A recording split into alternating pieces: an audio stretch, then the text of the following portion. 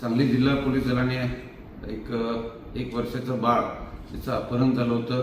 त्याचा जो गुन्हा नोंद विश्रामबाग पोलीस स्टेशन येथे गुन्हा नंबर 359/25 असा करण्यात आला होता।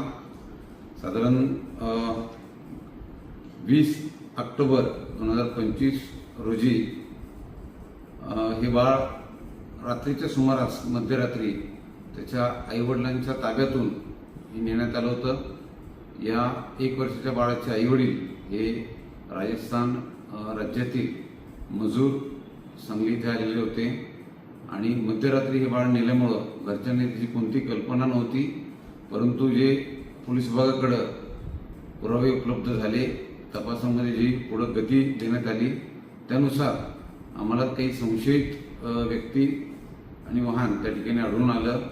त्याच्या आधारावर आम्ही हे बाळ तात्काळ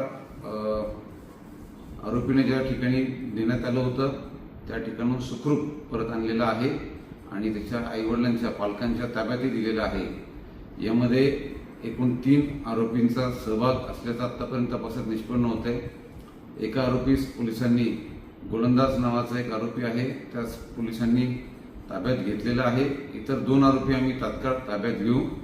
माझं सर्व नागरिकांना या ठिकाणी नम्र आव्हान असेल की आपण आपली लहान मुलं यांची काळजी घेणं ही आपली जबाबदारी आहे। इव्हन आपल्या शेजारील पण जी लहान मुलं असतील, कोणत्याही प्रकारे संशयित व्यक्ती आपल्या परिसरामध्ये आढळून आला किंवा तसं काही आपल्याला जाणवलं तर तुम्ही पोलीस विभागाशी संपर्क साधा आणि आपण एक जागरूक नागरिक म्हणून आपली भूमिका त्या ठिकाणी पार पाडणं अत्यंत गरजेचं आहे।